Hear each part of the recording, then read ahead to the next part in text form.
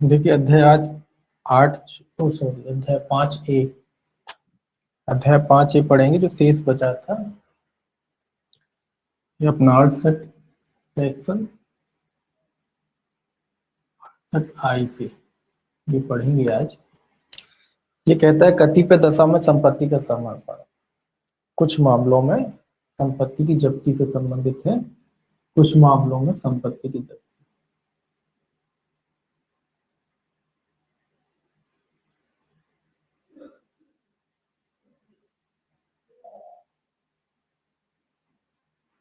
जब्ती से संबंधित है ये। कौन से मामले हैं देखिए, ये क्या कहता है।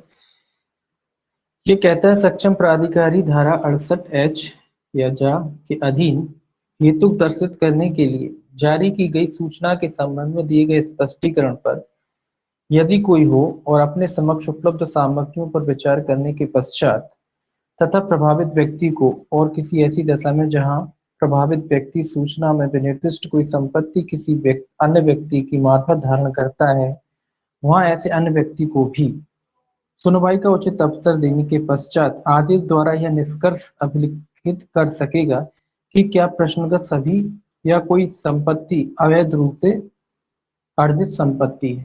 तो ये कह रहा है, पहले जो अपन ने प्रोसेस पढ़ा था 30 दिन की सूचना की बात कह रहा है। 30 दिन की जब सूचना वगैरह दे दी जाती है किसी व्यक्ति को, तो इसके बाद ये निराकरण किया जाएगा कि क्या वो संपत्ति जो प्राप्त की गई थी अवैध रूप से या गलत तरीके से प्राप्त की गई थी। अगर अवैध रूप से प्राप्त की जाएगी तो सौ सी बात है, उसको क्या कर लिया जाएगा, जब्त कर लिया जाएगा। परंतु लिखा है इसमें, परंतु यदि प्रभावित व्यक्ति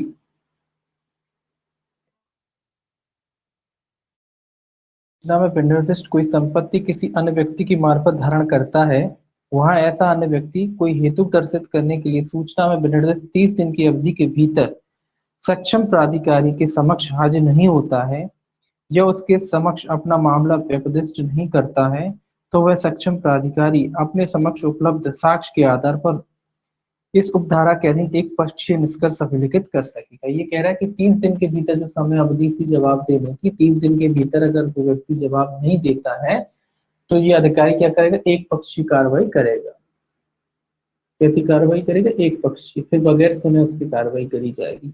30 दिन का टाइम दिया था, कितने दिन का टाइम था, 30 दिन का जवाब देने के लिए। और अगर 30 दिन में ये जवाब नहीं देता है, समक्ष उपस्थित नहीं होता है, तो फिर जो अधिकारी है सक्षम प्राधिकारी कैसी कार्रवाई करता है, एक पक्षीय कार्रवाई करता है। दूसरा पॉइंट इसका कहता है, दूसरा सेकंड वाला, जहां सक्षम प्राधिकारी का यह समाधान हो जाता है कि हेतु दर्शित करने के लिए सूचना में निर्दिष्ट कुछ संपत्तियां अवैध रूप से अर्जित संपत्तियां हैं, किंतु वह ऐसी संपत्ति को विनिर्दिष्ट पहचान करने में समर्थ नहीं है, वहां सक्षम प्राधिकारी के लिए विधिपूर्ण होगा कि वह ऐसी संपत्तियों को विनिर्दिष्ट करे जो उसकी सर्वोत्तम विवेक बुद्धि के अनुसार अवैध रूप से अर्जित संपत्तियां हैं और तदनुसार उपधारा 1 के अधीन निष्कर्ष अभिलेख करे। ये कह रहा है जहाँ कई संपत्तियां होती हैं और जो सक्षम प्राधिकारी है जिसको ये देखना है कि जो संपत्ति अवैध रूप से अर्जित की गई है या नहीं की गई है, वो निराकरण नहीं कर पाता। वो उसको समझ में नहीं, उसको ये तो पता है कि ये अवैध रूप से अर्जित की गई है, तो वो ये नहीं जब पता कर पाता कि इसमें से कौन सी संपत्तियां जो है अवैध रूप से अर्जित की गई। तो ऐसी स्थिति में क्या कह रहा है, ऐसी स्थिति में ये कह रहा है कि वो सर्वोत्तम विवेक से काम करे। सर्वोत्तम विवेक से मतलब वो अपना निष्कर्ष लिखेगा कि हाँ उसको ऐसा लग रहा है कि ये संपत्तियां हो सकती हैं, कंफर्म नहीं है लेकिन ये लग रहा है कि ये संपत्तियां क्या है, अवैध रूप से अर्जित संपत्तियां हो सकती हैं, कि अवैध रूप से इनको प्राप्त किया गया हो। तो इस तरीके से वो सर्वोत्तम अपने विवेक या बुद्धि का इस्तेमाल करते हुए क्या करेगा, निष्कर्ष लेखबद्ध करेगा। जहां डिसाइड नहीं कर पा रहा वहां वो अपना अनुमान मान लीजिए कि अनुमान लगा के जो उसका अनुमान कह रहा होगा उस अनुमान से अनुमान लगाएगा कि ये संपत्तियां हो सकता है कि अवैध रूप से अर्जित की गई हो, और उस प्रकार से वो क्या करेगा, अपना कथन लेखबद्ध करेगा। तीसरा कह रहा है, तीसरा कह रहा है जहां सक्षम प्राधिकारी इस धारा के अधीन इस अध्याय इस आशय का निष्कर्ष अभिलिखित करता है कि कोई संपत्ति अवैध रूप से अर्जित की गई संपत्ति है, वहां घोषित करेगा कि ऐसी संपत्ति इस अध्याय के उपबंधों के अधीन रहती हुई सभी विलंगमों से मुक्त केंद्र सरकार को संपत्त हो जाएगी। जब डिसाइड हो गया है कि कोई संपत्ति अवैध संपत्ति है तो क्या हो जाएगा, वो संपत्ति भार मुक्त, विलंगम मतलब जो भी भार वगैरह हो भार मुक्त किसमें जमा हो जाएगी, केंद्र सरकार में जमा हो जाएगी, केंद्र में चली जाएगी। अगर ये डिसाइड हो जाता है कि अवैध रूप से अर्जित संपत्ति है तो भार मुक्त तरीके से कहाँ जमा हो जाएगी, केंद्र सरकार में जमा हो जाएगी।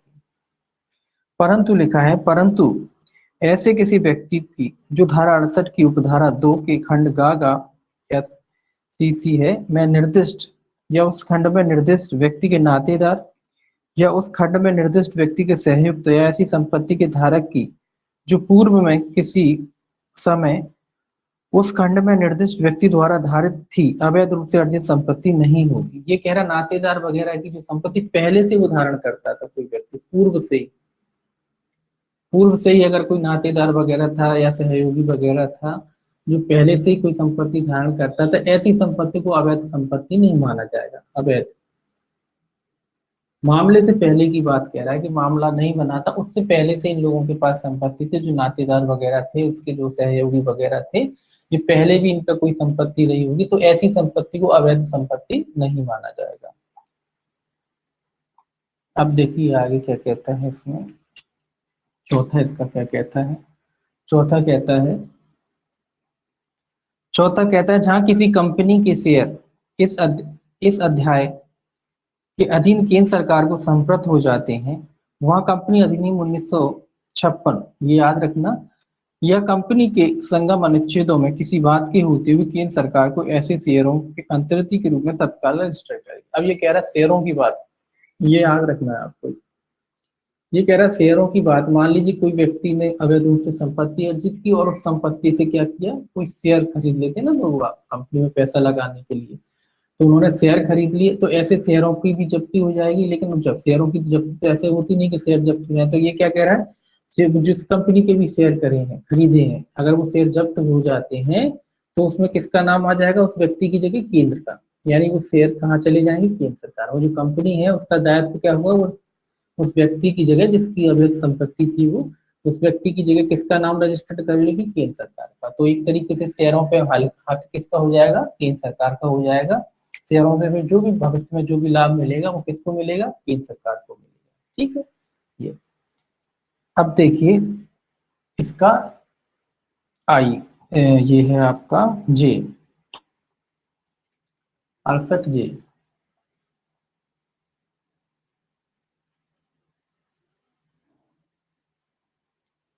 68 जी कहता है सबूत का भार किस पर होता है, सबूत का भार प्रभावित व्यक्ति पर होता है। सबूत का भार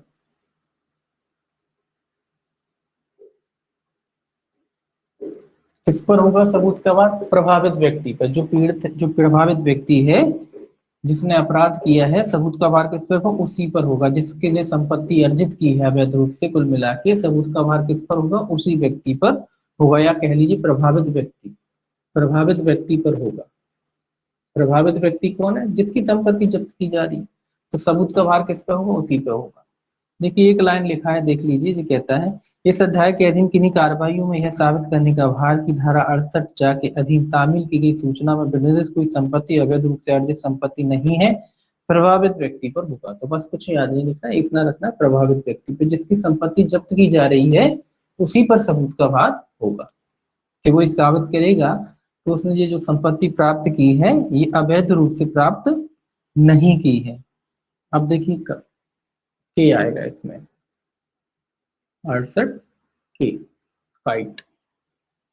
ये कहता है समर्पण के बदले जुर्माना, ये कह रहा है जब्ती के बदले जुर्माना। समर्पण मतलब जब्ती के बदले जुर्माना, जब्ती के बदले क्या कर रहे हैं, उल्टा क्रॉस कर दीजिए, जुर्माना। तो जब्ती के बदले क्या है, जुर्माना। जब्ती ना करके संपत्ति के अगर कोई व्यक्ति जुर्माना भर देता तो उसकी बात कह रहा है, जो भी संपत्ति का मूल्य था उसके बराबर। ये कह रहा है पहला इसमें, जहां सक्षम प्राधिकारी यह घोषणा करता है कि कोई संपत्ति धारा 68 जहां के अधीन केंद्र सरकार को संप्रत हो गई है, वहां ऐसा मामला है जिसमें अवैध रूप से अर्जित संपत्ति के केवल किसी भाग का स्रोत ही सक्षम प्राधिकारी के समक्ष समाधानप्रद रूप से साबित नहीं किया गया है, वहां वह किसी प्रभावित व्यक्ति को समर्पण के बदले में ऐसे भाग के बाजार मूल्य के बराबर जुर्माने का संदाय करने के विकल्प देते हुए आदेश करेगा। क्या आदेश करेगा, पूरा पढ़ लेते हैं इसको पहले। दूसरा कहता है उपधारा 1 के अधीन जुर्माना अधिरोपित करने का आदेश करने के पूर्व प्रभावित व्यक्ति को सुनवाई का उचित अवसर दिया जाएगा। तीसरा कहता है जहां प्रभावित व्यक्ति उपधारा 1 के अधीन दे जुर्माने के ऐसे समय के भीतर जो उस निमित्त अनुज्ञात किया जाए संदाय करता है, वहां सक्षम प्राधिकारी आदेश द्वारा 68 जा के अधीन संप्रमण की घोषणा को प्रतिसंहत कर सकेगा, तब ऐसी संपत्ति निर्मुक्त हो जाएगी। ये क्या कह रहा है? ये कह रहा है कुछ संपत्तियां होती हैं जहाँ पूरी संपत्ति, जहां मिक्स संपत्ति होती है जिसमें से कुछ संपत्ति का जो है सक्षम प्राधिकारी क्या नहीं कर पाया, निराकरण नहीं कर पाया कि भैया ये अवैध रूप से अर्जित संपत्ति है, तो ऐसी संपत्ति का जो भी बाजार मूल्य होगा, बाजार मूल्य निर्धारण करेगा जी, और बाजार मूल्य निर्धारण करके क्या किया जाएगा, उसका विकल्प दे सकता है कि वो व्यक्ति उसके बाजार मूल्य को क्या कर दे, जब्ती की बजाय उसके बाजार मूल्य को जमा कर दे। अगर ऐसा व्यक्ति बाजार मूल्य को क्या कर दे, जमा कर दे, तो ऐसा व्यक्ति जिसको क्या किया गया है, जुर्माना लगाया गया है, जिसकी संपत्ति जब्ती के लिए की बात कह रहा है, समर्पण की बात कह रहा है, ऐसे व्यक्ति की संपत्ति जो है उसका बाजार मूल्य निकाला जाएगा। उसके बाद उस व्यक्ति, जो भी प्रभावित व्यक्ति को है उसको सुनवाई का अवसर दिया जाएगा। सुनवाई का अवसर देने के बाद अगर वो बाजार मूल्य जमा कर देता तो मान लिया जाएगा कि उसकी संपत्ति जब्त हो चुकी है। उन मामलों में जहां कुछ संपत्तियों के मामले में वो निराकरण नहीं कर पाता, केवल उन मामलों में, हर मामलों में नहीं, केवल उन मामलों में जहां कई संपत्तियां होती हैं जिनमें से कुछ संपत्तियों का जो सक्षम प्राधिकारी है वो निराकरण नहीं कर पाता कि अवैध रूप से अर्जित, उन उन मामलों में, केवल उन मामलों में वो क्या कह सकता है कि भैया आप इसका जो बाजार मूल्य है वो जमा कर दें। ठीक है, अब है इसका एल।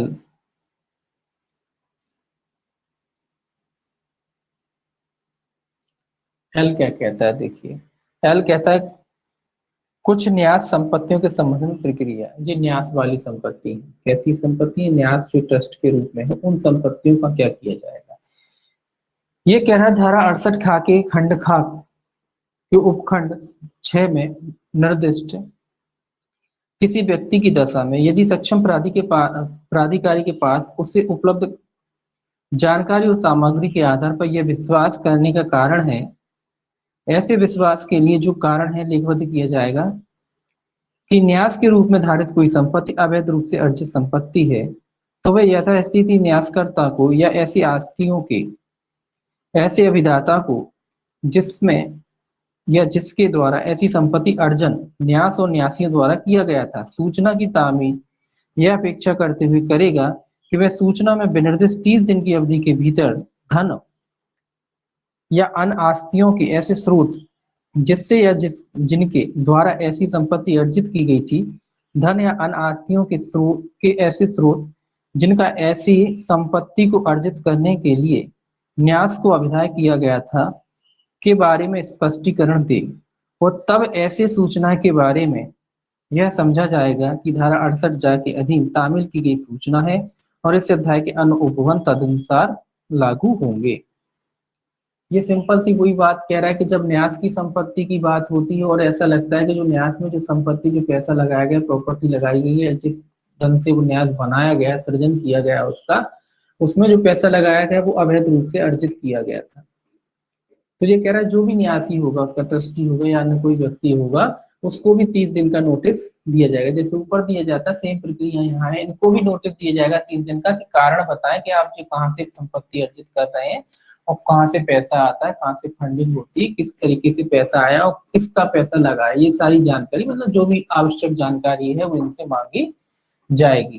तो सेम वो प्रोसीजर है जो अन्य प्रक्रिया में था ऊपर, वही प्रोसीजर यहाँ भी अपनाया जाएगा। इसके बाद न्यास धारिती का अर्थ लिखा है, ये रहने दीजिए स्पष्टीकरण इसका। ये न्यास धारिती किसी संपत्ति के बारे में बताए क्या होती है, इसका कोई पढ़ने का मतलब नहीं है। तो कुल मिला के जो न्यास वाला है उसको भी सेम वही प्रक्रिया है, 30 दिन का इनको भी नोटिस दिया जाएगा। देखिए अब 68 है इसका, 68 का एम देख लीजिए।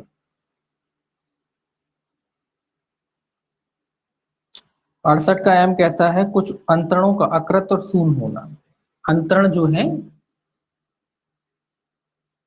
अंतरण मतलब ट्रांसफर, प्रॉपर्टी का जो ट्रांसफर करते हैं वो अकृत या शून्य। शून्य माने जाएंगे। कब माने जाएंगे, देखिए कब माने जाते हैं ये भी आप जानते हैं। देखिए क्या लिखा है इसमें, लिखा है जहां 68 की उपधारा 1 के अधीन कोई आदेश करने या धारा 68 या 68 के अधीन सूचना जारी करने के पश्चात उक्त आदेश या सूचना में निर्दिष्ट किसी संपत्ति का अंतरण किसी भी ढंग से किया गया है, वहां ऐसे अंतरण पर इस अध्याय के अधीन कार्रवाई के प्रयोजनों के लिए ध्यान नहीं दिया जाएगा। और यदि उसके बाद ऐसी संपत्ति धारा 68 झा के अधीन केंद्र सरकार को संप्रत हो जाती है तो ऐसी संपत्ति का अंतरण अकृत और शून्य समझा जाएगा। ये क्या कह रहा है, ये कह रहा है कि सूचना जब इस अध्याय की बात कर रहा है, इस आदेश या सूचना में किसी संपत्ति का अंतरण किसी भी ढंग से किया जाता है, जब सूचना निकल चुकी है उसके बाद क्या किया जाता है, 68 जा और 68 ठा के बारे में कह रहा है, जी न्यास वाली और जिट्टा वाली समर्पण के बदले जुर्माने की या जा में था। तो ये क्या कह रहा है, सूचना जारी करने के पश्चात उक्त आदेश या सूचना में निर्दिष्ट किसी संपत्ति का अंतरण किसी भी ढंग से किया जाता है, मतलब सूचना निकाली जा चुकी थी इनकी जब्ती वगैरह की, और उसके बाद अगर कोई व्यक्ति क्या करता है उसका अंतरण करता है संपत्ति का, मतलब सूचना निकल गई जब्ती की, जब्त नहीं हुई सूचना निकल गई केवल, और उसके बाद अगर कोई व्यक्ति क्या करता है उसका अंतरण अवधि करता है, तो वो जो अंतरण करेगा वो कैसा होगा, वो शून्य माना जाएगा, अकृत माना जाएगा। और आगे क्या लिखा है, इस अध्याय के अधीन कार्रवाई के प्रयोजनों के लिए ध्यान नहीं दिया जाएगा, मतलब आगे ध्यान नहीं दिया जाएगा।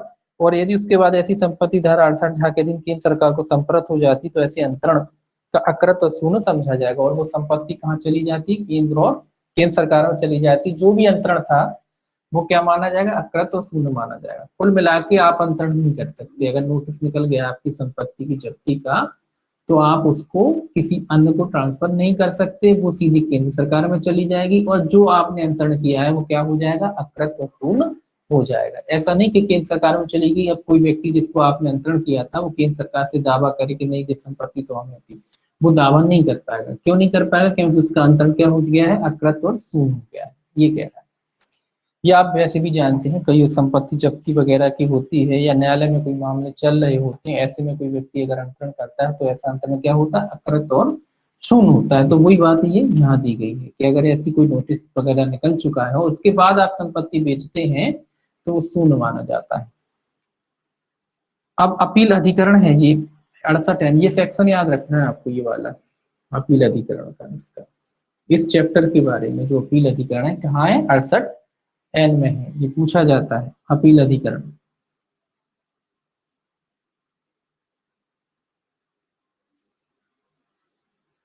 तो ये याद रखना है आपको सेक्शन, कौन सा, 68 एन याद रखना है, क्या है इसमें, अपील अधिकरण। और इसके बाद वाला सेक्शन भी याद रखना है, वो वाला उसमें अपील है, ठीक है, दोनों सेक्शन याद रखते हैं इसके। ये कहता है तस्कर और विदेशी मुद्रा छल साधन संपत्ति संपर्ण अधिनियम 1976 की धारा 12 की उपधारा 1 के अधीन गठित अपील अधिकरण धारा 68 चा 68 झा 68 टा उपधारा 1 या उपधारा 68 ठा के अधीन किए गए आदेशों के विरुद्ध अपीलों की सुनवाई के लिए अपील अधिकरण होगा। तो ये कह रहा है कि एक अधिनियम है तस्कर और विदेशी मुद्रा छल साधन अधिनियम, इसका नाम याद रख सकते हैं, कौन सा अधिनियम है, तस्करों से संबंधित कोई अधिनियम है। तस्कर और विदेशी मुद्रा दोनों की बात है इसमें, तस्कर और विदेशी मुद्रा छल साधन अधिनियम है 1976, इसके अधीन जो अपील अधिकरण गठित किया गया था वो अपील अधिकरण इस चैप्टर में भी लागू होगा, यानी वो अपील अधिकरण यहाँ भी क्या माना जाएगा, अपील अधिकरण ही माना जाएगा। तो इसका नाम याद रख सकते हैं आप, तस्कर वाला एक्ट है, बस तस्कर याद रख लेना आपको। तस्कर और विदेशी मुद्रा छल साधन, बस वहां का कितने का, 1976 का जो एक्ट है उसके तहत जो अपील अधिकरण है वो इस चैप्टर के लिए भी अपील अधिकरण समझा जाएगा, ये कह रहा है, ठीक है। इसके बाद है 68 ओ 68 ओ ओ, ये क्या कहता है, ये अपील से संबंधित है, ये क्या है, अपील। ये अपील अधिकरण हो गया, अब आप उसमें अपील करोगे, कितने दिन में करोगे ये देख लेते हैं अपन। ये कहता है इसमें थोड़ा ध्यान रखना है, इसको आपको पढ़ना है, याद भी रखना है, इसको अंदर से भी याद रखना है ना। ये कहता है धारा 68 आ की उपधारा 1 के अधीन उपधारा 1 में निर्दिष्ट कोई अधिकारी या धारा 68 चा या एफ कहते हैं उसे, धारा 68 झा धारा 68 टा की उपधारा 1 या धारा 68 ठा के अधीन सक्षम प्राधिकरण द्वारा दिए गए किसी आदेश से व्यथित कोई व्यक्ति उस पर की गई आदेश की तामील की तारीख से 45 दिन की अवधि के भीतर अधिकरण को अपील कर सकेगा। तो यही चीज याद रखना है इसको। आपको ये क्या कह रहा है, जब भी कोई व्यक्ति जिसके आदेश, जिसका संपत्ति को जब्ती की या समर्पण के आदेश दिए गए थे, तो ऐसा व्यक्ति जो दुखी व्यक्ति माना जाएगा, पीड़ित माना जाएगा, वो पीड़ित व्यक्ति या दुखी व्यक्ति अपील अधिकरण को कितने दिन के भीतर अपील कर सकता है? तो याद रखना 45 दिन के भीतर। कितने दिन के भीतर? 45 दिन के भीतर। ये आपको याद रखना है, इंपॉर्टेंट है ये। तो 45 दिन के भीतर उस चैप्टर के अधीन, इस चैप्टर की बात हो रही है ना, तो इस चैप्टर के अधीन अगर कोई मामला है जिसकी जब्ती का आदेश दिया गया, किसी भी अधिकारी द्वारा दिया गया हो, और जिससे कोई व्यक्ति दुखी है, तो अपील कौन करता है? दुखी व्यक्ति। जिसके विरोध में आदेश दिया जाता है वही व्यक्ति करता है ना। तो ऐसा व्यक्ति कितने दिन के भीतर अपील कर सकता है? 45 दिन के भीतर अपील अधिकारी को अपील कर सकता है। ये याद रखना है। परंतु तो आप जानते हैं जो लिखा है, परंतु अपील अधिकरण पूर्वोक्त तारीख 45 दिन की अवधि के पश्चात किंतु 60 दिन के पूर्व अपील ग्रहण कर सकेगा यदि इसका यह समाधान हो जाता है कि अपीलार्थी समय से अपील फाइल न किए जाने के लिए पर्याप्त हेतु से निवारित था। तो ये कह रहा है अगर पर्याप्त हेतु थे, वो 45 दिन के भीतर अपील दायर नहीं कर पाया कोई व्यक्ति और उसके लिए पर्याप्त कारण थे,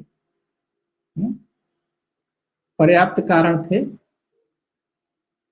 कैसे कारण थे? पर्याप्त कारण थे या उचित कारण थे, दोनों बातें हैं। पर्याप्त कह लो चाहे उचित कह लो, तो पर्याप्त कारण थे या उचित कारण थे, तो जो अपील अधिकरण है उसकी जो अपील है 45 दिन के बाद भी ग्रहण कर सकता है, लेकिन उसके लिए अधिकतम अवधि कितनी कर दी उन्होंने? 60 दिन। लेकिन 60 दिन के बाद ग्रहण नहीं करेगा। कितने दिन के बाद ग्रहण नहीं करेगा? 60 दिन। तो 45 दिन के बाद तो ग्रहण कर सकता है, लेकिन 60 दिन के पूर्व। तो 45 दिन के बाद ग्रहण कर सकता है, लेकिन 60 दिन के बाद वो ग्रहण नहीं करेगा। तो ये भी याद रखना है आपको, कितने दिन के बाद ग्रहण नहीं करेगा? 60 दिन के बाद तो वो ग्रहण नहीं करेगा। 45 के बाद ग्रहण कर सकता है अगर पर्याप्त कारण आप बता देते हो, लेकिन किसी भी हालत में वो 60 दिन से अधिक नहीं होगी। दूसरा कहता है इसका क्लोज, कहता है उपधारा 1 के अधीन अपील प्रस्तुत किए जाने पर अपील अधिकरण अपीलार्थी को सुनवाई का अवसर देने के पश्चात यदि वह ऐसी इच्छा करता है और ऐसी अतिरिक्त जांच करने के पश्चात जो वह ठीक समझे ऐसे आदेश को जिसके विरुद्ध अपील की गई पुष्टि उपांतरित या अपास्त कर सकेगा। ये प्रक्रिया की बात आ गई। ये तो कॉमन बात है कि जब अपील अधिकरण अपील सुनता है, जब वो अपील सुन रहा है, अपील प्राधिकरण सुनवाई का, तो क्या है, जो भी पक्षकार है उसको सुनवाई का अवसर देगा। उसके अवसर के पश्चात अगर उसकी इच्छा होती है किसकी? अपील प्राधिकरण की, तो वो अतिरिक्त जांच वगैरह जो भी समझे वो आवश्यक समझता है, अगर अतिरिक्त जांच वगैरह तो वो करा सकता है। अतिरिक्त जांच वगैरह करा सकता है, फिर उस अपील की क्या कर सकता है? या तो उसकी पुष्टि कर सकता है या उपांतरित कर सकता है ना। या उपांतरित मतलब उसमें कुछ हेर फेर कर सकता है, कुछ चीज जोड़ सकता है, घटा सकता है, या उसे अपास्त कर सकता है। जो आदेश दिया गया था उसको क्या कर सकता है? समाप्त कर सकता है। जब्ती का जो आदेश था वो समाप्त कर सकता है। या तो उसको पुष्ट कर देगा कि नहीं जब्ती ठीक हो रही है, या कहेगा जब्ती गलत हो रही है, या फिर कह सकता है कि नहीं बाकी तो सब ठीक है, ये चीज और होना चाहिए। तो इस तरीके से कर सकता है। तो तीनों तरीके के आदेश वो पारित कर सकता है। अतिरिक्त जांच करना चाहे तो वो भी कर सकता है।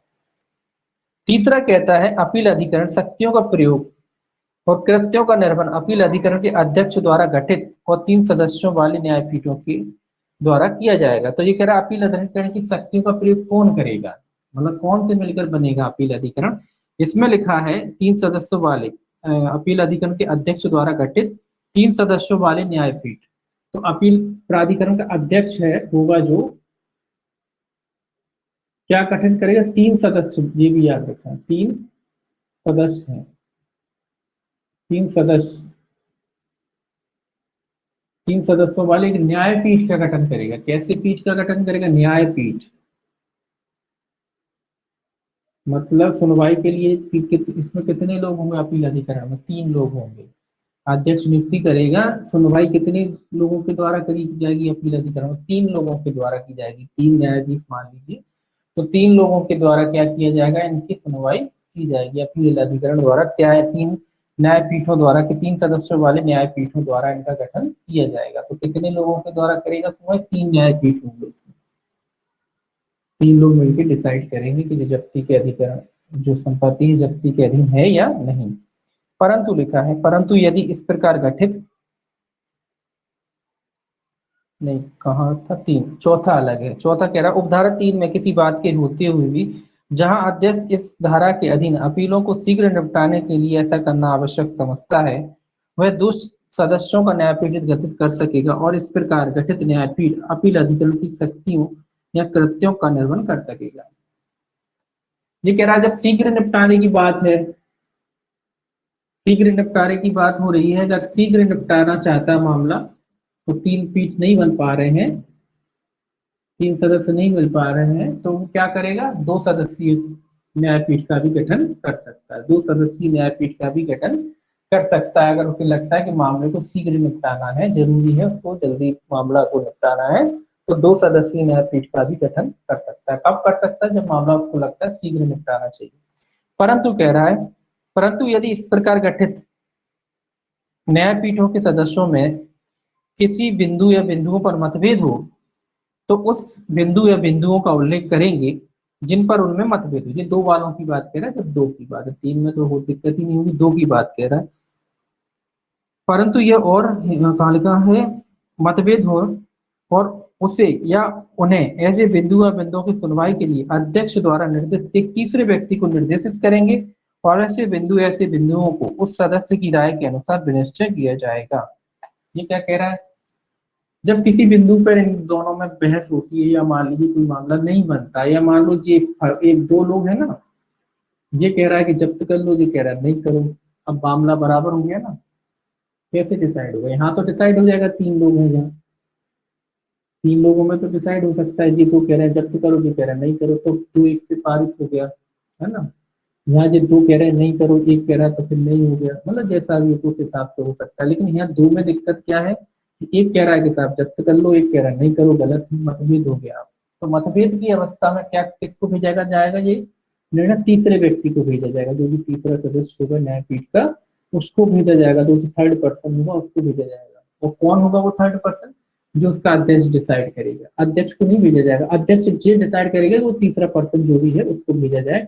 तो जो तीसरा पर्सन होगा उसको भेजा जाएगा, वो दोनों में से क्या करेगा, या तो इसका पक्ष रखेगा या इसका रखेगा, जिसका भी समर्थन करेगा मामला कैसा हो जाएगा, दो एक से क्या हो जाएगा, पारित हो जाएगा। चाहे वो जब्ती के बारे में कह रहा हो कि जब्त किया जाए, चाहे वो ये कह रहा हो कि ना जब्त किया जाए, तो इस तरीके से मामले को डिसाइड किया जाएगा।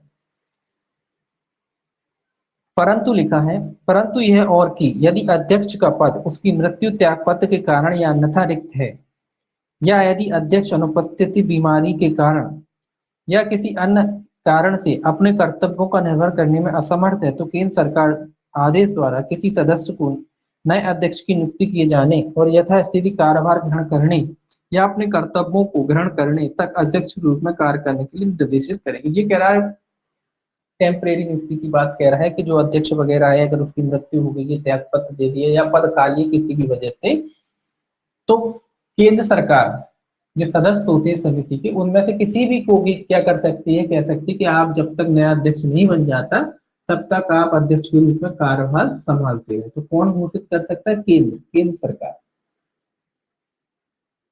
सरकार किसी भी सदस्य को पावर दे सकती है कि जब तक नए अध्यक्ष की नियुक्ति नहीं हो जाती, आप क्या करेंगे, आप उस अध्यक्ष की जगह उसका पदभार संभाल लेंगे। जब अध्यक्ष बन जाएगा फिर वो संभालेगा।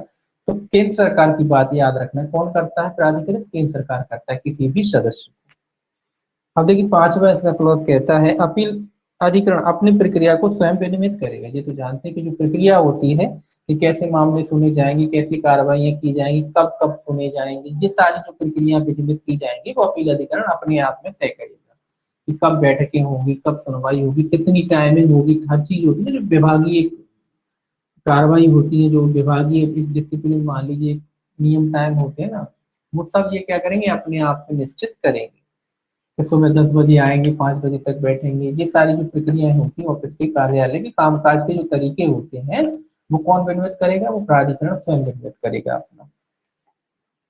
छठवा है इसका क्लोज लास्ट, अपील अधिकरण को आवेदन करने पर और विहित फीस का संदाय करने पर अधिकरण किसी अपील के पक्षकार को या ऐसे पक्षकार द्वारा उसकी ओर से प्राधिकृत किसी व्यक्ति को कार्यालय के समय के दौरान किसी भी समय अधिकरण के सुसंगत अभिलेख और रजिस्टर का निरीक्षण करने के लिए और उसे किसी भाग की प्रमाणित प्रतिलिपि प्राप्त करने के लिए उम्मीद करते हैं। यह अधिकरण के बारे में कह रहा है कि अधिकरण अगर कोई व्यक्ति जो फीस वगैरह होती है ना, किसी भी विभाग में आप कोई भी चीज निकालना चाहते हैं तो उसकी फीस होती है। तो ये वही कह रहा है कि अगर फीस वगैरह की बात कह रहा है कि कोई भी व्यक्ति जो भी उचित फीस वगैरह होती है, जो तय की गई है फीस, वो फीस अगर जो तय की गई है वो फीस जमा कर देता है, तो उस जमा फीस के बाद अधिकरण क्या करेगा, किसी भी व्यक्ति को, जो भी व्यक्ति ने फीस जमा की है, उस व्यक्ति को जो मामले से जुड़े हुए दस्तावेज वगैरह होते हैं उनका क्या कर सकता है, दे सकता है आज्ञा कि भाई साहब आप इनकी क्या कर सकते हैं, इनको देख सकते हैं। अगर आप प्रमाणित प्रतिलिपि लेना चाहते हैं तो प्रमाणित प्रतिलिपि आदि भी क्या कर सकते हैं, उस अभिलेख या दस्तावेज की ले सकते हैं।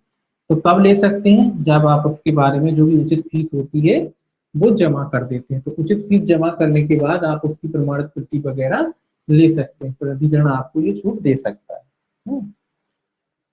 अब इसीलिए कह सकता है ना कि आपको जब तक आपको प्रमाणित प्रतिलिपि वगैरह नहीं मिलेंगी तो कैसे मामले में आप आगे कार्रवाई करोगे, है ना। तो उसके बारे में तो आप फीस दे देंगे तो वो आपको दे देगा, उपलब्ध करा देगा। अब देखिए पी 68 पी 68 का पी ये कहता है वर्णन में गलती के कारण सूचना आदेश का अविधिमान न होना। ये हेडिंग से ही काम चलेगा। ये क्या कह रहा है कि अगर कोई आदेश वगैरह दिया जाता है उसमें कोई अनियमितता या गलती हो जाती है, त्रुटि हो जाती है, तो केवल इस कारण से वो आदेश क्या नहीं हो जाता, अवैध नहीं हो जाता, गलत नहीं हो जाता।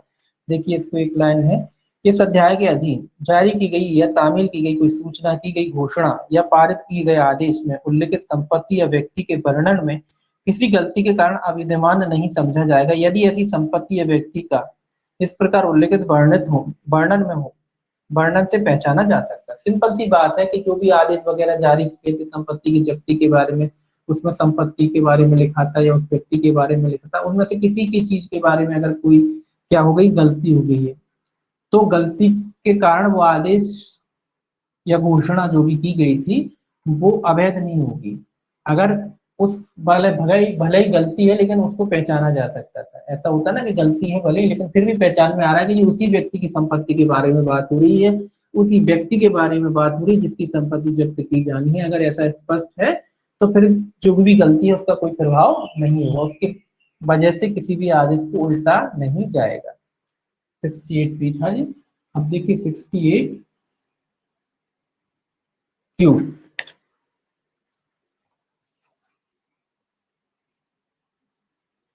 68 क्यों कहता है अधिकारता का वर्जन। ये क्या कहता है, वर्जन है काय का, अधिकारता का।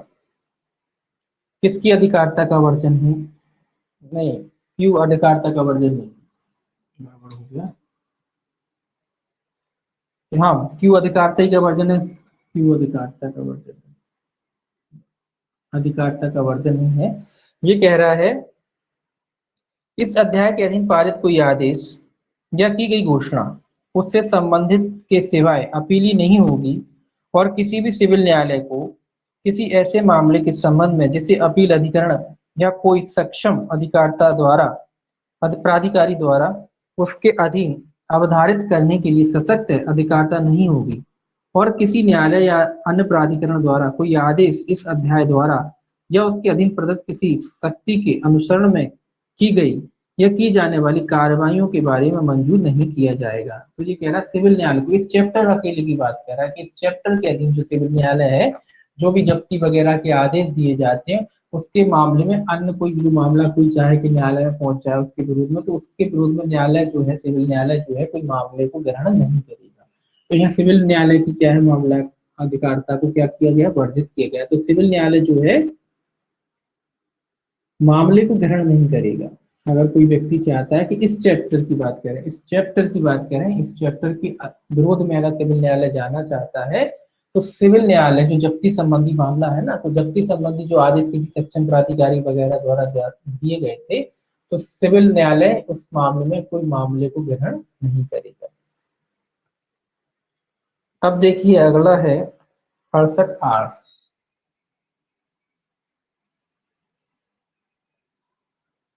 आर क्या कहता है, आर कहता है सक्षम प्राधिकारी और अपील अधिकरण के पास सिविल न्यायालय की शक्ति होना। तो जो सक्षम प्राधिकारी है और आपका अपील प्राधिकरण सक्षम प्राधिकारी है, उनके पास काय की शक्ति होगी, सिविल न्यायालय की। ये किस शक्ति का प्रयोग करेंगे, ये सिविल सिविल न्यायालय और लिख लीजिए। किसकी शक्तियों का प्रयोग करेंगे? सिविल न्यायालय की शक्ति का प्रयोग करेंगे। सिविल न्यायालय की क्या शक्ति होती है? वही समन वारंट, समन वगैरह जारी करने की, इशू करने की, व्यक्तियों की उपस्थिति की, वही सारी शक्तियों का प्रयोग जो प्राधिकारी होते हैं और अपील अधिकरण होता है, इन शक्तियों का प्रयोग कर सकता है। यानी किसी को समन कर सकता है, वारंट कर सकता है, वो सारी चीजें हैं। इसमें लिखा है सक्षम प्राधिकारी और अपील अधिकरणों को निम्नलिखित मामलों के बारे में सिविल प्रक्रिया संहिता 1908 के अधीन किसी बात का विचारण करते समय सिविल न्यायालय की सभी शक्तियां होंगी। जो सिविल न्यायालय को जो शक्तियां प्राप्त होती है, उन्हीं शक्तियों का ये प्रयोग कर सकते हैं। पहला क्या कर सकते हैं? किसी व्यक्ति को समन और उसको हाजिर कराना, शपथ पर उसकी परीक्षा कराना, जो सिविल न्यायालय कराता है। समन कर सकता है, उसको हाजिर करा सकता है, शपथ पर उस व्यक्ति की क्या कराई जा सकती है? परीक्षा।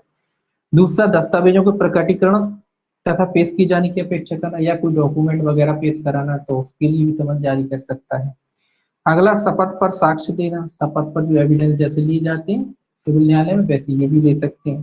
किसी न्यायालय या कार्यालय में किसी लोक अभिलेख या उसकी प्रतिलिपि की अपेक्षा करना। कोई डॉक्यूमेंट है, सर्टिफाइड कॉपी वगैरह है, जो किसी अभिलेख वगैरह की जरूरत पड़ती है, तो उसके बारे में भी जो सिविल न्यायालय अधिकारिता का प्रयोग करता है, वो ये भी कर सकते हैं, मंगा सकते हैं कहीं से सर्टिफाइड कॉपी वगैरह। साक्ष्यों या न्यायालयों साक्ष्यों या दस्तावेजों की परीक्षा के लिए कमीशन निकालना।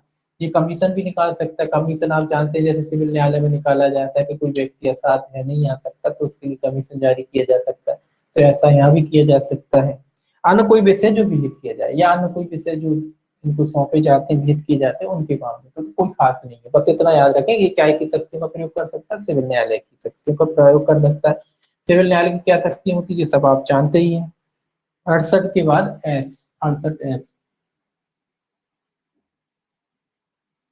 एस क्या कहता है? देखिए, एस कहता है सक्षम प्राधिकारी को जानकारी देना। ये क्या है? जानकारी देना।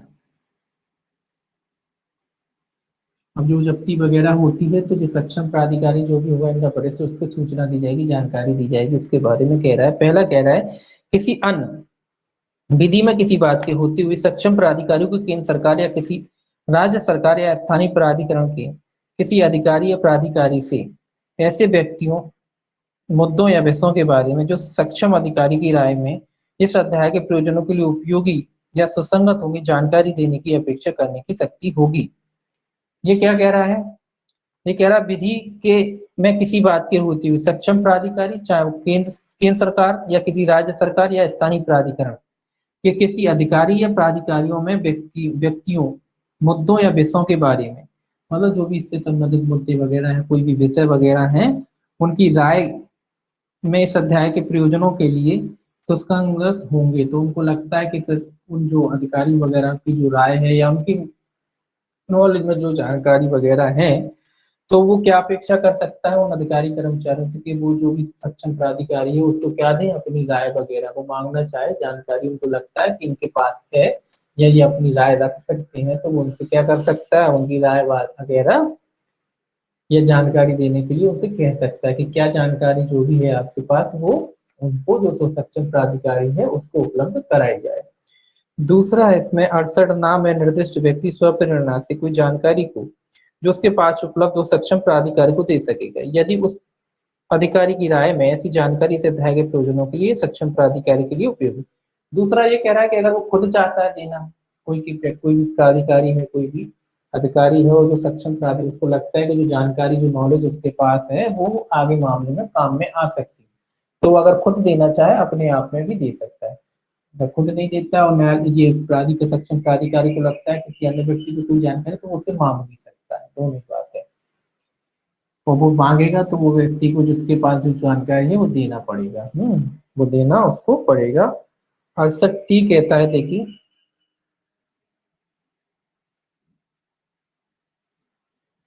68 कहता है कतिपय अधिकारियों का प्रशासक, सक्षम प्राधिकारी और अपील अधिकारियों को सहायता करना। ये सहायता करना, अन्य भी कोई अधिकारी वगैरह कर्मचारी वगैरह होते हैं ना, तो ये किसकी सहायता करेंगे? प्राधिकरण की सहायता करेंगे। जो भी उचित सहायता होगी ये करेंगे उसकी सहायता। अगर वो सहायता मांगेगा इनसे, तो ये उसकी उचित सहायता करेंगे। कौन कौन लोग करेंगे? देखिए ये कह रहे हैं इस अध्याय के अधीन किन्हीं कार्रवाई के प्रयोजनों के लिए निम्नलिखित अधिकारी धारा 68 के अधीन नियुक्त प्रशासक, सक्षम अधिकारी और अपील अधिकरण की सहायता करने के लिए सशक्त किए जाते हैं और उनसे अपेक्षा की जाती है। मतलब निम्नलिखित अधिकारी, नीचे जो लिस्ट दे रखी है उनमें से उन विभागों के जो भी अधिकारी हैं, वो अधिकरण वगैरह होते हैं या प्रशासक वगैरह जहाँ भी है, उनने अगर उनसे हेल्प मांगी है तो ये उनकी हेल्प देने के लिए बाध्य है। कौन कौन से हैं? स्वापक नियंत्रक ब्यूरो के अधिकारी, ये स्वापक नियंत्रक ब्यूरो है, नियंत्रक ब्यूरो, ब्यूरो के जो अधिकारी हैं ये लोग इनकी मदद करेंगे। दूसरा है सीमा शुल्क विभाग के अधिकारी, पहले पढ़ चुके हैं। सीमा शुल्क विभाग के अधिकारी तो नहीं पर्याप्त है, तो सीमा शुल्क विभाग के जो अधिकारी हैं वो करेंगे। केंद्रीय उत्पादन शुल्क विभाग के अधिकारी हैं, जो केंद्रीय शुल्क विभाग के अधिकारी, ये भी इनकी मदद करने के लिए प्राधिकृत है। आयकर विभाग के अधिकारी हैं, आयकर विभाग के अधिकारी हैं, तो ये भी लोग क्या है, इनकी सेवा मतलब इनकी जो भी सहायता है, सहायता करने के लिए भी क्या है, ये प्राधिकृत है। मतलब इनको करनी पड़ेगी जब इनसे मांगा जाएगा, और इनसे ये सहायता मांग सकते हैं। विदेशी मुद्रा वाले विभाग के अधिकारी हैं, विदेशी मुद्रा विनिमय वाले अधिकारी हैं, ये लोग भी इनकी सहायता करेंगे। पुलिस के अधिकारी भी शामिल है इसमें, पुलिस भी शामिल है इसमें, अगर पुलिस से सहायता आदि मांगी जाती है तो ये लोग भी करेंगे। स्वापक विभाग के जो एनडीपीएस वाले हैं, तो एनडीपीएस अकेला लिख दिया, एनडीपीएस जो विभाग के अधिकारी हैं, जो भी एनडीपीएस विभाग जो है उसके अधिकारी, ये भी सहायता केंद्रीय आर्थिक आसूचना में, केंद्रीय आर्थिक वाले अधिकारी, केंद्रीय आर्थिक आसूचना है, आसूचना विभाग के जो अधिकारी हैं इनकी भी जिम्मेदारी है कि अगर ये मदद मांगते हैं प्राधिकरण वगैरह तो ये उनकी मदद करें। राजस्व आसूचना विभाग के भी अधिकारी हैं, राजस्व अकेला लिख दिया इसमें, तो राजस्व आसूचना अधिकारी विभाग के जो अधिकारी हैं वो भी इनकी सहायता करेंगे। अगला है लास्ट, केंद्र सरकार या राज्य सरकार के ऐसे अन्य अधिकारी जो केंद्र सरकार राजपत्र में अधिसूचना द्वारा निर्देश करे। इसके अलावा केंद्र और राज्य के जो अधिकारी होते हैं वो भी इनकी मदद करेंगे, केंद्र और राज्य की। तो कौन से अधिकारी? जो भी राजपत्र में बताए जाएंगे वो सारे अधिकारी हो सकते हैं। तो वो सारे अधिकारी कुल मिला के ये क्या करेंगे, जब भी ये प्राधिकरण वगैरह है या प्रशासक वगैरह है इनकी मदद मांगते हैं, ये सारे लोग क्या करेंगे, इनकी हेल्प करेंगे, इनकी मदद करेंगे। मतलब बात है इनकी मदद करने के लिए, है ना, मना नहीं करेंगे, डिनाई नहीं करेंगे। इसके बाद देखिए 68U सेक्शन 68U, 68U कहता है कब्जे में लेने की शक्ति। ये काय की शक्ति? कब्जे की, संपत्ति है उसके कब्जे की बात कह रहा है, कब्जा कह लीजिए, कब्जे कह लीजिए। देखिए ये क्या कहता है, पहला कहता है, इसका पहला क्लॉज कहता है, पहला क्लॉज कहता है जहां कोई संपत्ति इस अध्याय के अधीन केंद्र सरकार को संपर्क घोषित कर दी गई है, या जहां कोई प्रभावित व्यक्ति धारा 68 टा की उपधारा 3 के अधीन उसके लिए अनुज्ञात समय के भीतर उस धारा की उपधारा 1 के अधीन दे जुर्माने का संदाय करने में असफल हो गया है, वहां सक्षम प्राधिकारी प्रभावित व्यक्ति को तथा ऐसे किसी अन्य व्यक्ति को जिसके कब्जे में संपत्ति को धारा 68 के अधीन नियुक्त प्रशासक को या उसके द्वारा निमित्त सम्यक प्राधिकृत किसी व्यक्ति को आदेश की तामीर से 30 दिन के भीतर संपत्ति का अध्यर्पण करने या कब्जा देने का आदेश कर सकेगा। तो ये कह रहा है कि 30 दिन की बात कह रहा है, 30 दिन। ये कह रहा है जब किसी व्यक्ति की संपत्ति की जब्ती का आदेश हो गया कि भैया केंद्र सरकार में इसकी संपत्ति को जब्त किया जाना है, या किसी पे संपत्ति के बदले जुर्माना लगाया गया था और वो जुर्माने के लिए जो उसे भरने के लिए जो टाइम अवधि दी गई थी, समय अवधि दी गई थी, वो समय अवधि निकल गई। तो ऐसी अवधि में, ऐसी परिस्थिति में वो जो सक्षम प्राधिकारी होगा, वो जो भी प्रभावित व्यक्ति है उससे कहेगा कि भैया जी आप 30 दिन के भीतर ये संपत्ति क्या करें, जमा करा दें या जब्त करा दें, मतलब सीज कर ली जाएगी। 30 दिन का इसको क्या दिया जाएगा, व्यक्ति को टाइम दिया जाएगा 30 दिन का, और टाइम दिया जाएगा 30 दिन का, इनको नोटिस दिया जाएगा कि 30 दिन के भीतर भीतर आप स्वयं ही क्या करें, अपनी संपत्ति जो सरकार है उसमें संपृक्त करा दें या जब्त करा दें। ठीक है, तो कितने दिन का टाइम दिया जाएगा? 30 दिन का टाइम दिया जाएगा। दूसरा कहता है यदि कोई व्यक्ति उपधारा 1 के अधीन किए गए आदेश का पालन करने से इनकार करता है या पालन करने में असफल हो जाता है तो प्रशासक संपत्ति का कब्जा ले सकेगा और उस प्रयोजन के लिए ऐसे बल का प्रयोग कर सकेगा जो आवश्यक है। अब ये कह रहा था 30 दिन का टाइम दे दिया, या तो ये 30 दिन के बाद भी नहीं जमा करते हैं, या फिर ये कहते हैं आदेश पालन करने से इनकार करते हैं, तो दोनों ही अवस्थाओं में जो सक्षम प्राधिकारी है वो स्वयं कब्जा ले लेगा उसका, यानी स्वयं जब्त कर लेगा उस संपत्ति को, और जितना भी बल प्रयोग की अगर आवश्यकता होगी कब्जा लेते समय तो वो बल प्रयोग भी करवा सकता है। ठीक है, 30 दिन का टाइम दिया, आप 30 दिन के बाद भी जमा नहीं कर रहे हो, या फिर आप इनकार कर रहे हो, मना कर रहे हो, तो ऐसे में सक्षम प्राधिकारी स्वयं ही जब्त कर लेगा आपकी संपत्ति, इसका कब्जा स्वयं ले लेगा। और अगर आप विरोध करोगे तो बल प्रयोग जितना भी आवश्यक हो उतना बल प्रयोग का भी प्रयोग कर सकता है। तीसरा कहता है उपधारा 2 में किसी बात के होते हुए भी प्रशासक उपधारा 1 में निर्दिष्ट किसी संपत्ति का कब्जा लेने के प्रयोजनों के लिए अपनी सहायता के लिए किसी पुलिस अधिकारी की सेवा की अध्यपेक्षा कर सकेगा, और ऐसा अधिकारी का यह कर्तव्य होगा कि वह ऐसी अध्यपेक्षा का पालन करे। ये स्वाभाविक सी बात है कि अब इनके पास पावर तो है नहीं, मतलब पुलिस वाला, तो ये क्या कह रहा है, जब आवश्यक, जब ये जब्ती करने जाता है और उसे लगता है कि पुलिस की आवश्यकता है, पुलिस बल की जरूरत पड़ेगी, हो सकता है कि बल प्रयोग भी करना पड़े, तो वो पुलिस से मदद ले सकता है। और पुलिस अधिकारी क्या है, बाद में इनकी मदद करने के लिए, अगर ये पुलिस फोर्स की बात करेगा तो पुलिस फोर्स को इनके साथ जाना पड़ेगा। ये कह रहा है तीसरा क्लॉज। ठीक है, कोई खास नहीं है। अब देखिए फा, इसको वी, 68 वी, ये काय से संबंधित है, ये लिखा है अन्य विधियों के अधीन निकाले गए निष्कर्षों का इस अध्याय के अधीन कार्रवाइयों के लिए निश्चायक न होना। ये कह रहा है अन्य विधियों के जो भी निष्कर्ष आदि निकाले जाते हैं वो इस विधि के अधीन क्या है, निश्चायक नहीं होंगे। वे सब कैसे नहीं होंगे, निश्चायक नहीं होंगे कि न्यायालय बिल्कुल मान लो, निश्चायक नहीं माना जाएगा। निश्चायक सबूत का अर्थ क्या होता है कि भाई दोबारा उसका खंडन नहीं किया जा सकता, तो ऐसे सबूत इस अधिनियम के तहत निश्चायक नहीं माने जाएंगे। जो भी निष्कर्ष अन्य विधियों के अधीन निकाले गए वो निष्कर्ष इस अधिनियम में निश्चायक नहीं माने जाएंगे। ये क्या कह रहा है, किसी अन्य विधि के अधीन किसी अधिकारी या प्राधिकारी का कोई निष्कर्ष इस अध्याय के अधीन किसी कार्रवाई के प्रयोजनों के लिए निश्चायक नहीं होगा। बस आपको इतना याद रखना है, निश्चायक नहीं होगा। अन्य विधियों की बात कर रहा है, क्यों नहीं होगा, इसीलिए नहीं होगा कि अगर निश्चायक मांग लेंगे, निश्चायक मान लिया तो फिर तो अन्य सबूत की आवश्यकता ही नहीं, उसी के आधार पर सब हो जाएगा, है ना। निश्चायक कोई चीज हो जाती तो फिर उसके लिए सबूत देने की आवश्यकता ही नहीं, तो इसीलिए कह रहा है कि अन्य विधि के अधीन कोई भी। वो 68 W में है सर, वो 68 W है ये, जी। वी डब्ल्यू, वी वी में भूलों की परिशुद्धि है सर। भूलों की परिशुद्धि है ना, वी में है ना। अपन कौन सा पढ़ रहे हैं अभी, डब्लू पढ़ रहा था अपन अपन कौन सा भूल गया मैं। हाँ अच्छा, अपन नीचे वाला पढ़ रहे हैं ना, ठीक है ठीक, चलो कोई बात नहीं, इसको ऊपर नीचे कर लेंगे। ये वाला देख लीजिए, नीचे वाला हो गया ना ये, भूलों की परिस, अच्छा वो उल्टा हो गया है ना, ठीक है ठीक, ये भूलों की परिशुद्धि है इसमें, है ना, ये डब्लू में है, उल्टा हो गया।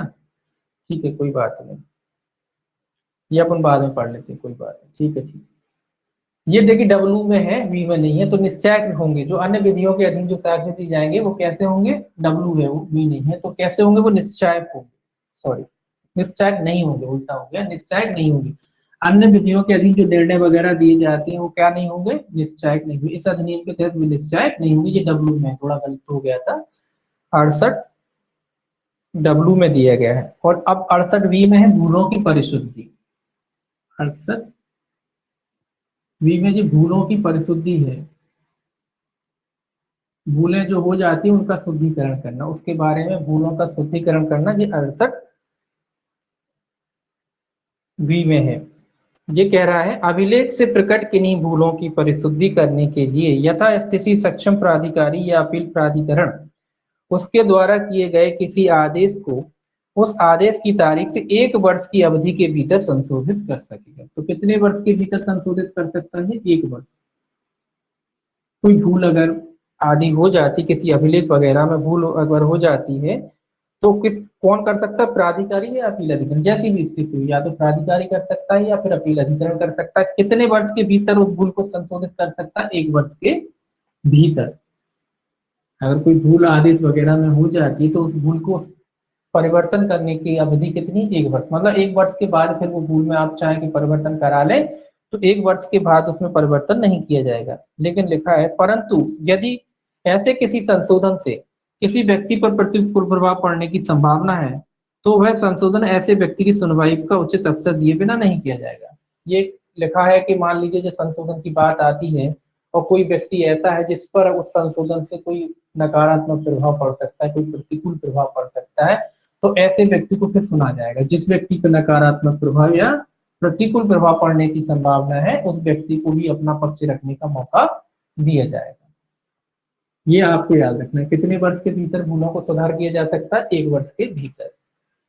इसके बाद जो निश्चय वाला था वो पुण्य पढ़ ही लिया, डब्लू में ऊपर पढ़ लिया था उसे। तो ये अन्य विधियों के अधीन जो निष्कर्ष आदि निकाले जाते हैं इस अधिनियम के तहत क्या नहीं होंगे, निश्चायक नहीं होंगे। ठीक है, अब देखिए 68X, एक से है सारे सेक्शन तो ऊपर हो जाते, कोई दिक्कत नहीं है। 68X कह रहा है सूचनाओं और आदेशों की तामील। 68X काय से संबंधित, सूचना और आदेशों की तामील से संबंधित है। क्या की जाएगी इसमें, तामील। काय की तामील होगी, स्वाभाविक सी बात है, सूचनाओं की होती है, आदेशों की होती है, तो वही कह रहा है कि सूचना और आदेशों की तामील की जाएगी 68X में। ये कह रहा है इस अध्याय के अधीन जारी की गई किसी सूचना या किए गए किसी आदेश की तामील निम्नलिखित रूप में की जाएगी। पहला है उस व्यक्ति को जिसके लिए सूचना या आदेश आश्रित है या उसके अभिकर्ता को सूचना या आदेश निबद्ध करके या रजिस्ट्रीकृत डाक द्वारा भेजकर। वो एक प्रक्रिया है जो और अधिनियमों में होती है। तो सूचना की तामील कैसे की जाएगी, या तो उस व्यक्ति को की जा सकती है या उसके अभिकर्ता को की जा सकती है ना, या तो उसको स्वयं सौंप कर भी की जा सकती है, फिर रजिस्ट्रीकृत डाक द्वारा भी की जा सकती है। जैसे तामीलें की जाती है सेम वही बात कह रहा है, या तो उस व्यक्ति को स्वयं पे की जा सकती है, उसके अभिकर्ता एजेंट वगैरह उसको भी की जा सकती है। यहाँ दूसरा कह रहा है या तो स्वयं मतलब उसके हाथ तो हैंड टू हैंड की जा सकती है, मतलब हाथों में देकर निबद्ध करके सौंप कर की जा सकती है, या फिर रजिस्टर्ड डाक द्वारा भी भेजी जा सकती है। दूसरा कहता है यदि सूचना या आदेश की तामील खंड का के में उपबंधित रीति से नहीं की जा सकती तो उस संपत्ति के जिसके संबंध में सूचना जारी की गई है या आदेश किया गया सहज दृश्य स्थान पर या उस परिसर में जिसमें वह व्यक्ति जिसके लिए वह आश्रित है, जिसके बारे में वह ज्ञात है कि अंतिम बार रूप से रहा है, कारोबार किया है, लाभ के लिए व्यक्तिगत रूप से काम कर रहा है, किसी सहज दृश्य भाग पर चिपका कर की जाएगी। ये सेम वही बात है जो तामीलें होती है। देखिए पहला कोशिश की जाती है कि व्यक्ति को क्या है व्यक्तिगत रूप से हो जाए, व्यक्तिगत रूप से नहीं होती तो क्या होता है डाक द्वारा भेजी जाती है। अब डाक द्वारा भी नहीं हो पाती तो क्या करा जाएगा, तो फिर चस्पा तामील की जाती है, उसकी जो भी जहाँ भी वो संपत्ति स्थित है उस स्थान पर लगा दी जाती है, या जहाँ वो कारोबार करता है वहां लगा दी जाती है, या फिर जहाँ वो निवास किया है अंतिम बार इसका घर वगैरह होगा तो वहां भी लगा करके क्या की जा सकती है, उसकी तामील कराई जा सकती है। तो ये पूरी तामील के तरीके होते सेम वही है। तो इसमें आप केवल तामील याद रखें, कुछ नहीं याद रखना। इसके बाद है आपका 68Y सेक्शन 68। जो तामील सेम है वही कोई अलग नहीं है। तामील व्यक्तिगत रूप से की जाएगी, नहीं हो पा रही तो डाक द्वारा भी की जा सकती है, उसके द्वारा भी नहीं हो पा रही है तो फिर क्या करेंगे, तो चिपका के की जाएगी। चिपका कहाँ से सकते हैं, जहाँ संपत्ति वहां चिपका सकते हैं, जहाँ वो व्यक्ति निवास करता है वहां चिपका सकते हैं, जहाँ वो कारोबार करता है वहां चिपका सकते हैं, है ना, ये सब की जा सकती है। तो 68Y क्या कहता है, उस संपत्ति का जिसके बारे में अध्याय के अधीन कार्रवाई की गई है अर्जन के लिए दंड। ये कह रहा है अर्जन के लिए दंड, ये याद रखना है, अर्जन के लिए क्या है, दंड। ये कह रहा है ऐसा व्यक्ति जिसने किसी भी रीति से ऐसी कोई संपत्ति जिसके बारे में इस अध्याय के अधीन कार्रवाई लंबित हैं जानबूझकर अर्जित की, कारावास से जिसकी अवधि 5 वर्ष तक की हो सकेगी और जुर्माने से जो 50,000 रुपए तक का हो सकेगा दंडनीय। मतलब ये कह रहा है कि भैया जब कार्रवाई लंबित थी, मतलब कार्रवाई चल रही थी और बीच में लंबित है, बीच में कार्रवाई चल रही है और आप जानते हैं कि जो संपत्ति है ये अधिहरण के अधीन है, यानी जब्ती के अधीन है, आपको पता है, और फिर भी आपने जानबूझकर क्या किया, उस संपत्ति को अर्जित कर लिया, यानी खरीद लिया, किसी भी तरीके से ले लिया और आपने उस संपत्ति पे अपना कब्जा जमा लिया। तो ये कह रहा है कि ऐसे व्यक्ति को कितने दंड से दंडित किया जाएगा, 5 वर्ष तक के कारावास से कितने दंड से दंडित किया जाएगा? 5 वर्ष तक के कारावास, 5 वर्ष तक के कारावास, इसके साथ जुर्माना, और जुर्माना भी है, प्लस लगा दिए यहाँ, और जुर्माना भी है। कितना जुर्माना हो सकता है? 50,000 रुपये तक, 50,000 रुपये तक का क्या हो सकता है? जुर्माना हो सकता है, या दोनों, ठीक, या दोनों तो होते हैं। तो 5 वर्ष तक किस व्यक्ति पे हो रहा है? जो जानबूझकर संपत्ति जानते हुए खरीदता है कि वो संपत्ति अधिहरण के अधीन है। अगर कोई व्यक्ति जानबूझकर ये संपत्ति खरीदता है कि वो अधिहरण या जब्ती के अधीन है और मामला लंबित है, तो ऐसे व्यक्ति को 5 वर्ष तक के कारावास से और 50,000 रुपये तक के जुर्माने से, या दोनों से क्या किया जाएगा? दंडित किया जाएगा। तो ये इंपॉर्टेंट भी याद रखेंगे, ठीक है। सारा इस चैप्टर के बाद में ये खरीदने वाले की बात कह रहा है, जो खरीद रहा है ना, खरीद रहा है, याद रखेंगे। अब इसका लास्ट सेक्शन है सेक्शन 68 जेड। ये कहता है कतिपय मामलों में संपत्ति की निर्मुक्ति। निर्मुक्ति मतलब कुछ मामलों में संपत्तियों को छोड़ दिया जाएगा कि भैया अब इनका वो नहीं करना। निर्मुक्ति कब कर की जा सकती?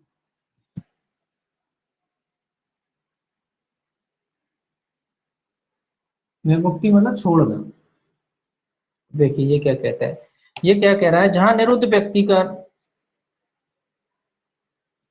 पहला है जहां निरुद्ध व्यक्ति का निरोध आदेश अपास्त कर दिया जाता है या वापस ले लिया जाता है, वहां इस अध्याय के अधीन अभिकृत या स्थिर की गई संपत्ति निर्मुक्त हो जाएगी। ये तो स्वाभाविक सी बात है। ये कह रहा है जो भी निरोध में निरोध आदेश जो था दिया गया था, संपत्ति को जब्ती का जो आदेश दिया गया था, अगर ऐसा आदेश आगे किसी भी प्रक्रम पर क्या हो जाता है? निरस्त हो जाता है, खारिज हो जाता है, तो उसकी संपत्ति का आदेश भी, जो जब्ती का जो भी आदेश है, वो भी क्या हो जाएगा? निरस्त कर दिया जाएगा। मान लो अपील में जीत गया जी, जो व्यक्ति की संपत्ति जब्त करनी थी, अब वो अपील में गया, अपील में वो जीत गया, तो ये कह रहा है अगर वो अपील में जीत गया, वो आदेश खत्म हो गया, तो उसकी संपत्ति का जो आदेश है जब्ती का, वो आदेश भी क्या कर दिया जाएगा? समाप्त कर दिया जाएगा। जहाँ निरुद्ध व्यक्ति का निरोध आदेश मतलब निरोध आदेश, जब संपत्ति जब्त की गई थी और ऐसा व्यक्ति विरोध में था, उसका जो आदेश दिया गया था गिरफ्तारी का, विरोध का, उसमें से वो छूट गया, तो उसकी जो संपत्ति की जब्ती का आदेश था वो भी क्या हो जाएगा? खत्म हो जाएगा। दूसरा कह रहा है इसमें, जहां 68 का की उपधारा 2 के खंड का या खा या गा में निर्दिष्ट किसी व्यक्ति को इस अधिनियम के अधीन या किसी अन्य देश की तथ्य स्थान किसी अन्य विधि के अधीन आरोपों से दोष मुक्त या आरोप मुक्त कर दिया गया है और उस दोष मुक्ति के विरुद्ध अपील नहीं की गई थी या अपील की गई थी, तब उस अपील का निपटारा कर दिया गया था, जिसके परिणामस्वरूप ऐसी संपत्ति की संपरण नहीं की जा सकी थी, या ऐसे व्यक्ति के विरुद्ध जारी किए गए गिरफ्तारी वारंट या गिरफ्तारी प्राधिकारी को वापस ले लिया गया है, तब इस अध्याय के अधीन अभिकृत या स्थिर की गई संपत्ति निर्मुक्त हो जाएगी। ये उनके व्यक्तियों के बारे में कह रहा है, से लगे हुए थे, संयुक्त वगैरह थे, या उसके परिवार आदि के सदस्य थे, उनके बारे में कह रहा है कि अगर उनने अन्य कोई विधि है या कोई विदेशी विधि हो सकती है, तथ्य स्थान संबंधी, मतलब तथ्य स्थान मतलब उस स्थान में लागू विधि, तो जहाँ पे जो फैसला दिया गया था उसको दोष मुक्त कर दिया गया था या आरोप मुक्त कर दिया गया था, या उन्होंने अपील की थी उसके विरुद्ध या अपील नहीं की थी, दोनों ही बातें कह रहा है।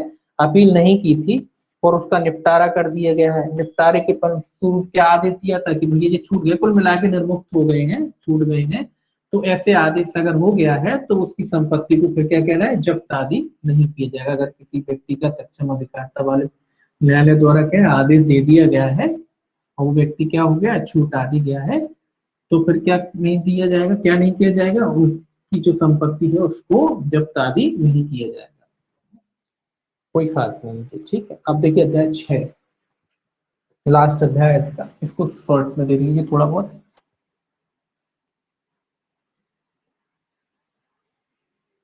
अध्याय 6 प्रकीर्ण है।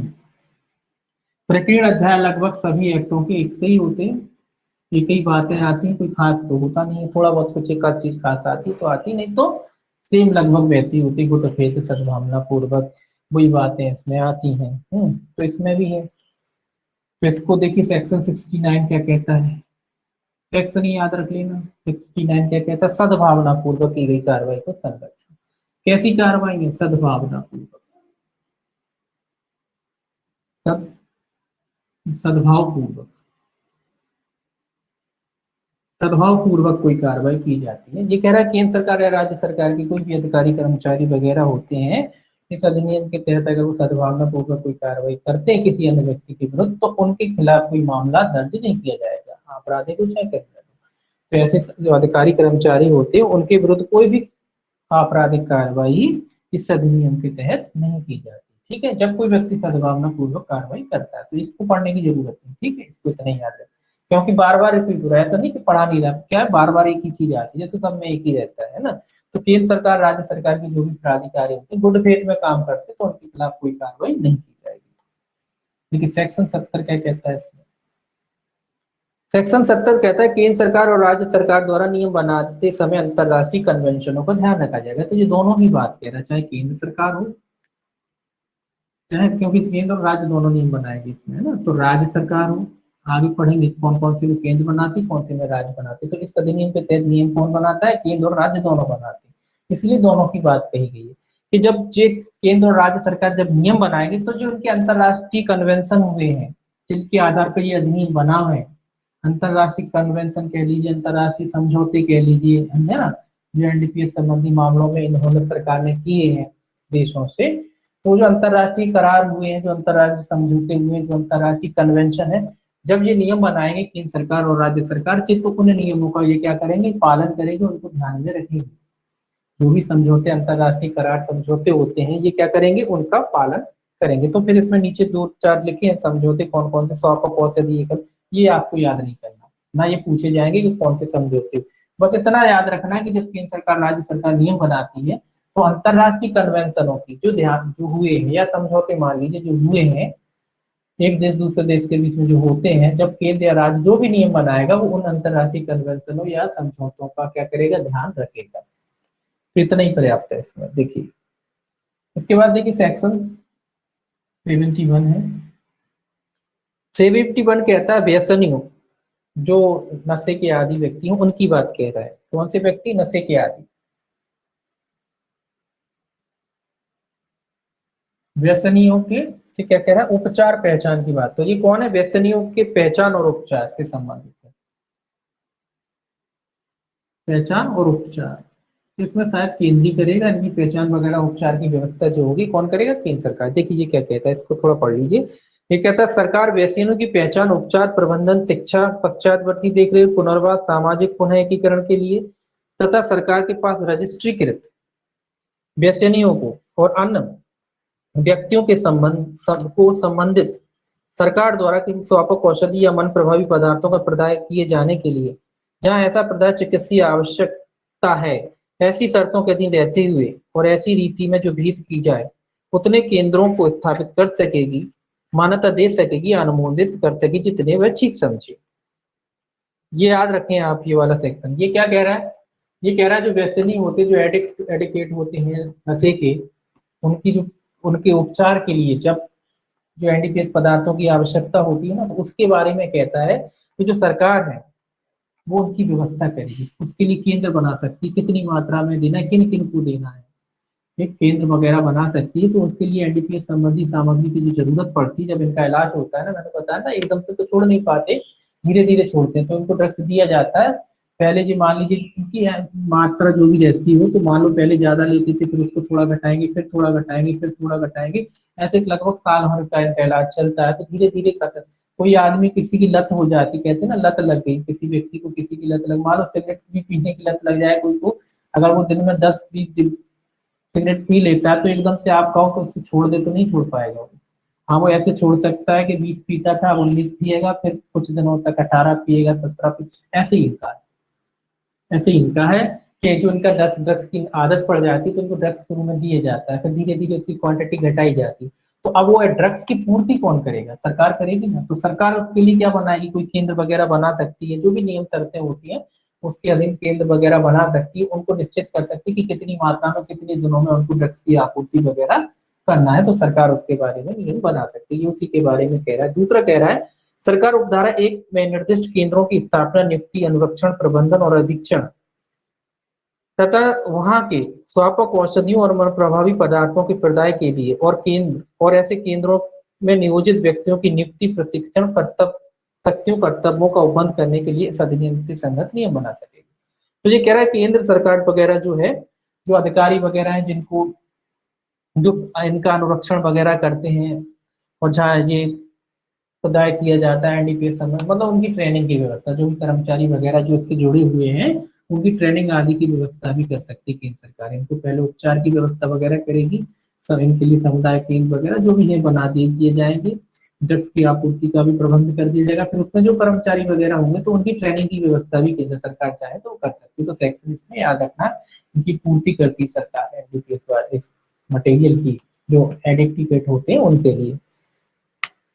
अब ये कह रहा है 72, सेक्शन 72, ये कहता है सरकार को शोध राशियों की वसूली, वसूली है जी, कौन सी वसूली? जो सरकार को कोई राशि है, कोई चीजें हैं, कोई धन है जो सरकार के द्वारा वसूली होगी, उसके बारे में कह रहा है कि उसकी वसूली कैसे की जाएगी। तो इसको भी नहीं पढ़ना आपको, इसमें याद रखना भू राजस्व की जैसी वसूल की जाएगी। जो भी सरकार को होता है रकम में वो कैसे वसूल जाएगी? भू राजस्व कैसे वसूल की जाएगी? जैसे भू राजस्व वसूल किया जाता है उसी तरीके से इसको भी, यहाँ भी भू राशि वसूल की जाएगी।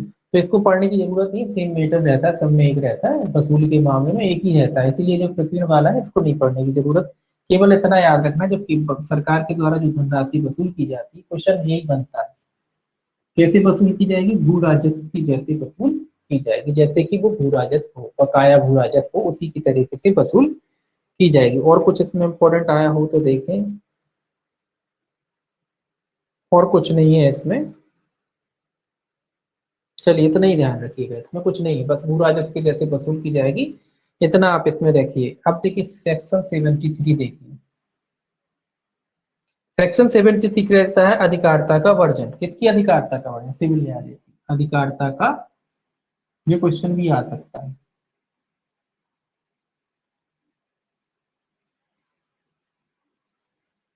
रोक, वर्जन मतलब रोक लगाता है।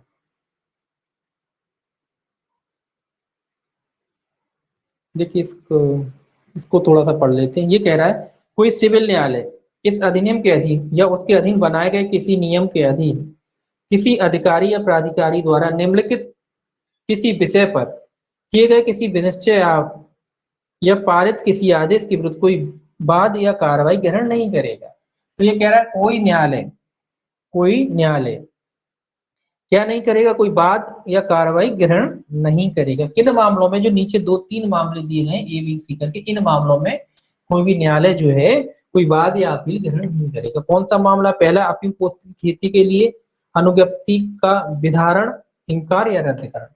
क्या कह रहा है? पोस्तरण के अफीम के बारे में, अफीम की खेती के लाइसेंस वगैरह की बात कह रहा है, लाइसेंस वगैरह के देने संबंधी, इंकार करने संबंधी कोई भी बात। मतलब अब कोई ने व्यक्ति ने लाइसेंस मांगा, उसको लाइसेंस नहीं मिला तो ये चली गई न्यायालय में कि भैया हमें लाइसेंस क्यों नहीं दिए। तो ऐसे चीज न्यायालय नहीं जा सकती, देना नहीं देना ये सब पूरा डिसाइड कौन करेगा? वो प्राधिकारी, जो भी है सक्षम प्राधिकारी वही डिसाइड करेगा। तो इस मामले में ये न्यायालय नहीं जा सकते, इस मामले में क्या है? रोक है न्यायालय को। दूसरा कहता है अफीम की क्वालिटी उसके गाढ़ेपन के अनुसार तौल परीक्षण और वर्गीकरण तथा ऐसी परीक्षण के अनुसार मानक कीमतों में की गई कटौती या उसके परिवर्तन। तो ये कह रहा है कि क्वालिटी आदि के जो किसान वगैरह होते हैं ना, उसमें अपन ने पढ़ा था उनके गाढ़ेपन वगैरह के आधार पर क्वालिटी तय की जाएगी। अब ये जो सक्षम प्राधिकारी वगैरह था, इन्होंने उसकी कीमत तय की, अफीम वगैरह की क्वालिटी के आधार पर कीमत तय करी। अब उन्होंने कम कीमत तय कर दी तो जो किसान था चला गया, बोले कि साहब मेरी कीमत बढ़वाई जाए। तो ऐसे वो न्यायालय में नहीं जा सकते, इस मामले में भी ये क्या नहीं कर सकते? न्यायालय को अधिकारता नहीं है। तीसरा कहता है ऐसी अफीम का अधिहरण जो किसी भी विजातीय पदार्थ से अपमिश्रित पाई गई है।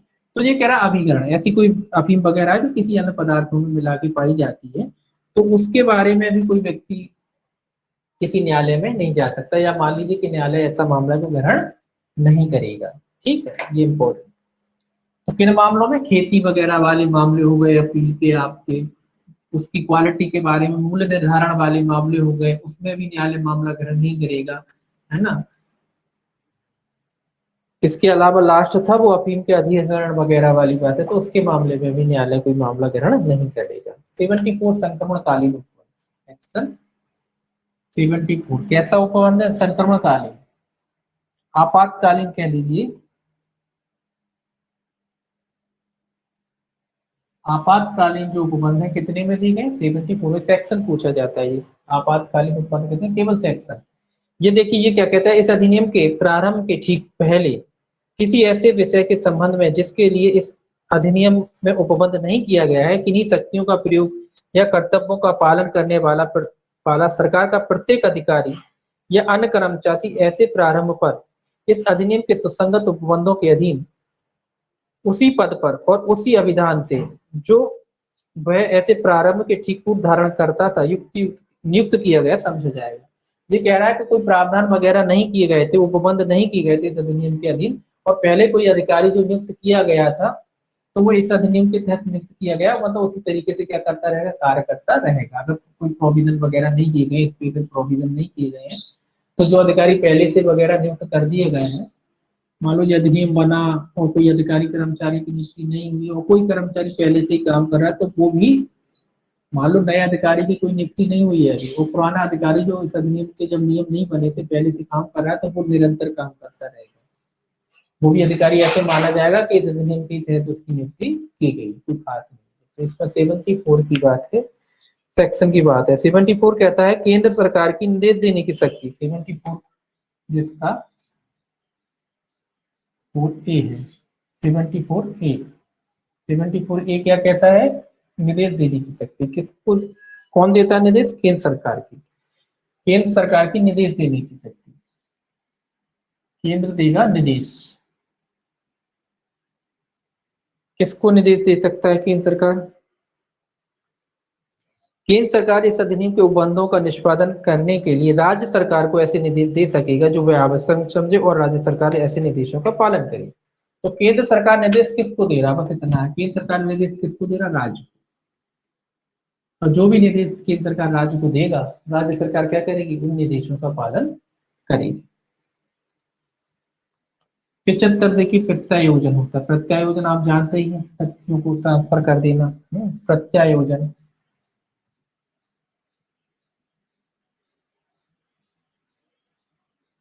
प्रत्यायोजन का अर्थ क्या है?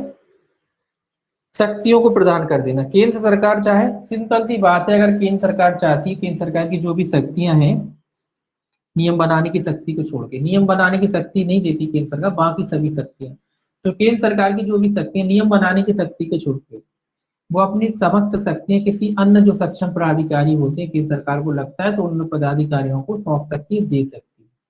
कौन सी शक्ति को छोड़ के? नियम बनाने की। नियम बनाने की शक्ति नहीं देती, बाकी सभी शक्तियां केंद्र सरकार जिन शक्तियों का प्रयोग स्वयं करती है और केंद्र सरकार को आवश्यक लगता है तो वो उन शक्तियों को अपने किन्हीं अन्य अधिकारियों को सौंप सकती है। ऐसे ही राज्य सरकार के बारे में कहता है कि अगर राज्य सरकार भी जो उसके नियम बनाने की शक्ति उनको छोड़कर उस जिन शक्तियों का प्रयोग राज्य सरकार स्वयं करती है उन शक्तियों को वो किसी भी अधिकारी जो इस अधिनियम के तहत नियुक्त किए गए हैं उनमें से किसी भी अधिकारी को अगर राज्य सरकार चाहे तो अपनी शक्ति सौंप सकती है। केवल वो नियम बनाने की शक्ति नहीं सौंपी जाती, बाकी सभी शक्तियां जो सरकारें चाहे केंद्र हो चाहे राज्य हो, अपनी शक्तियां जो भी सक्षम प्राधिकारी हैं उनको सौंप सकती है। जो किन शक्तियों को जिनका वो स्वयं पालन करती है वो शक्तियां दूसरों को सौंप सकती है।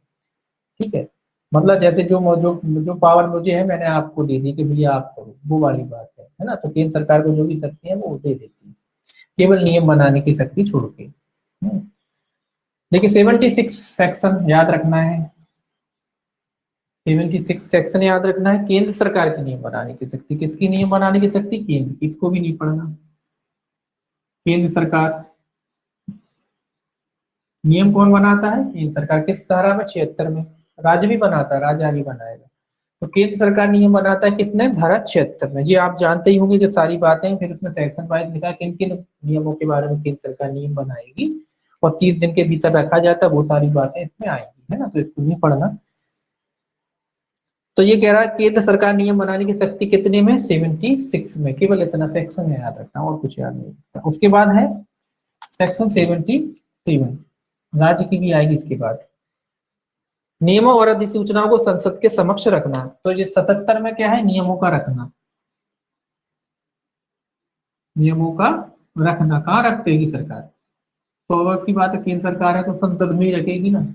तो केंद्र सरकार नियमों को कहाँ रखेगी? संसद में रखेगी। कितने दिन की अवधि के भीतर? 30 दिन की अवधि के भीतर। वैसे एक ही सेक्शन में रहता है लेकिन इसमें अलग अलग कर दिए हैं। केंद्र सरकार नियम बनाएगी और 77 में क्या करेगी, उसको संसद के समक्ष रखेगी। 78 में वही काम राज्य सरकार करेगी। 78 में किसकी शक्ति है नियम बनाने की, राज्य सरकार। 78 में नियम बनाने की शक्ति किसकी है, राज्य सरकार की है, ये भी याद रखना है। तो 76 में केंद्र की है और 78 में राज्य की है। 77 में नियमों को रखा जाएगा केंद्र सरकार द्वारा, कहाँ रखा जाएगा, संसद में। इसके बाद देखिए सेक्शन 79। सेक्शन 79 क्या कहता है, सेक्शन 79 है सीमा शुल्क 1962 का लागू होना। यो है, कह रहा है कि सीमा शुल्क है जो है 1962 अधिनियम, वो इस अधिनियम पे भी लागू होगा, ये कह रहा है। देखिए ये क्या कहता है, इसको देख लीजिए। ये कह रहा है स्वापक औषधि और मन प्रभावी पदार्थों के भारत में आयात, भारत में निर्यात, यानांतरों पर इस अधिनियम द्वारा या उसके अधीन अधिरोपित सभी प्रतिषेध और निर्बंधन सीमा शुल्क अधिनियम द्वारा या उसके अधीन अधिरोपित प्रवेश प्रतिषेध और निर्बंधन समझे जाएंगे और इस अधिनियम के उपबंध तदनुसार लागू होंगे। परंतु जहाँ किसी बात का किया जाना उस अधिनियम के अधीन या इस अधिनियम के अधीन दंडनीय अपराध है, वहां उस अधिनियम में या इस धारा में कोई बात अपराधी को इस अधिनियम के अधीन दंडित किए जाने से निवारित नहीं करेगी। ये सिंपल सी बात कह रहा है। सीमा शुल्क क्या होता है, ये विदेश से भी कोई माल आता है बाहर जाता है तो उसके बारे में कह रहा है। तो इस ऐसे मामलों में सीमा शुल्क अधिनियम के जो प्रोविजन है इस अधिनियम पे भी लागू होंगे और माना जाएगा कि जो भारत से जो बाहर से माल अवैध तरीके से या तो लाया गया है या ले जाया गया, दोनों है, तो उस पर सीमा शुल्क अधिनियम की प्रावधान भी लागू है। अब ये बात कह रहा है कि अगर कुछ ऐसी परिस्थितियां होती हैं कि जहां सीमा शुल्क के अधीन कोई व्यक्ति दंडित किया गया है और इस अधिनियम मतलब एनडीपीएस के तहत भी उसने अपराध बनता है, उसके तहत भी कोई ऐसा व्यक्ति दंडित है, तो क्या किया जाएगा। तो ये कह रहा है वहां तो दंडित होगा, यहाँ भी ये धारा उसको ऐसे कोई मुक्ति नहीं दे देगी कि भैया वहां सीमा शुल्क अधिनियम भी लागू होता है, वहां तो वहां क्या है, वहां दंडित हो चुका है तो अब दंडित नहीं हुआ, ऐसा नहीं है। अगर वो वहां दंडित हो चुका है सीमा शुल्क अधिनियम मतलब कस्टम में पकड़ के वहां जो क्या हो गया है, दंडित हुआ है, तो केवल इस आधार पर कि आप कस्टम में पकड़ गए, वहां पेनल्टी भर आए, अब इस अधिनियम के तहत दोषी नहीं होंगे। तो कस्टम में दोषी थे, वहां तो दोषी थे ही, और इस अधिनियम के तहत भी आप दोषी करार दिए जा सकते हो, तो है ना, मतलब दोहरी सजा हो सकती है। 80 देखिए, सेक्शन 80। 80 कहता है औषधि और प्रसाधन सामग्री अधिनियम 1940 की प्रयोज्यता का वर्जित न होना, ये भी इस कह रहा है। औषधि वाला है,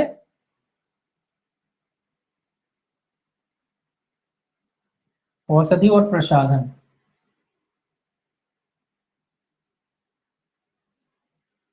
ये है 1962 का, 1962 का जो अधिनियम है इसकी प्रयोज्यता, ये कह रहा है, इसके भी प्रोविजन के बारे में बात कह रहा है। ये कह रहा है इस अधिनियम या उसके अधीन बनाए गए नियमों के उपबंध औषधि प्रसाधन अधिनियम 1940 या उसके अधीन बनाए गए नियमों के अतिरिक्त होंगे, ना कि उसके अल्पीकरण में। ये कह रहा है ये औषधि प्रसाधन वाले जो नियम है 1940 का जो नियम बनाया गया तो उसके अतिरिक्त होंगे, उसके अल्पीकरण नहीं किया जाएगा। तो ये भी कोई बात नहीं, बस सेक्शन है कि जो औषधि प्रसाधन वाली बात है ये भी लागू होगी, सीमा शुल्क वाली बात है वो भी लागू होगी, दोनों ही लागू होंगी सभी। तो ठीक है, बस इतना ही। 81 देखिए क्या कहता है सेक्शन 81। 81 कहता है राज्य और विशेष विधियों की व्यावृत्ति। ये क्या कहता है, राज्य और विशेष विधि,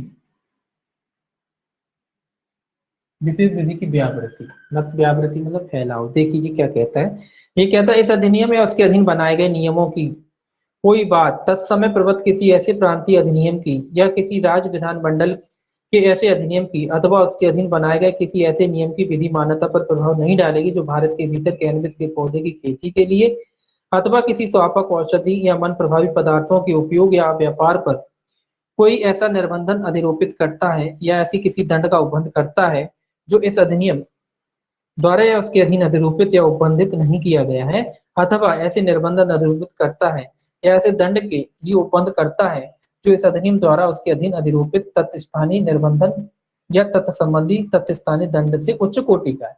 ये क्या कह रहा है, ये कह रहा है कि जो नियम बनाए गए हैं कि राज्य सरकार द्वारा बनाए गए हों या कोई लोकल जो लॉ होता है उसके अधीन बनाए गए हो, किसके बारे में, कैनबिस के बारे में कह रहा है। कैनबिस के बारे में नियम बनाए गए, कब बनाए गए हो, जब इस संहिता में उसके लिए अन्यथा कोई उपबंध नहीं किया गया था। कब अन्यथा उपबंध नहीं था, उपबंध मतलब कोई सजा पहले से थी नहीं और अब क्या किया, जो कोई लोकल लॉ होगा या राज्य, मान लो राज्य ने नियम बना दिया, तो ये क्या है, राज्य का नियम लागू होगा। मतलब ये ऐसा नहीं समझा जाएगा कि राज्य ने कोई ओवर रूलिंग कर दी। दूसरा बात क्या कह रहा है, दूसरा बात ये कह रहा है नियम तो था, पहले से नियम था, कैनवस के बारे में नियम था, लेकिन जो राज्य ने था उसको रोकने के लिए, उसको रोकने आदि के लिए राज्य ने क्या किया, अधिक दंड से दंडनीय कोई अपराध बना दिया। तो कह रहा है ये वाला भी फिर लागू होगा। अगर अधिक दंड, इसमें कम दंड था यहाँ पहले, और राज्य सरकार को लगा कि नहीं भाई ये ज्यादा बनाना चाहिए, या लोकल लॉ के तहत उसने क्या किया, उसमें और भी अधिक पनिशमेंट की मात्रा कर दी, तो वो विधि फिर वो वाला नियम जो राज्य ने बनाया है वो क्या करेगा, वो लागू होगा, प्रवर्तित होगा। ठीक है, ये वाली बात कह रहा है दोनों मामलों में। 82 है निरसन और व्यावृत्ति सेक्शन, 82 निरसन और व्यावृत्ति है, ये कुछ नहीं याद रखना। इसमें अफीम अधिनियम 1987 है और 1930 है अनिश्चित मादक द्रव्य अधिनियम, ये नहीं पूछे जाएंगे आपसे कि कौन से निश्चित की है, इसमें नहीं पूछे जाएंगे।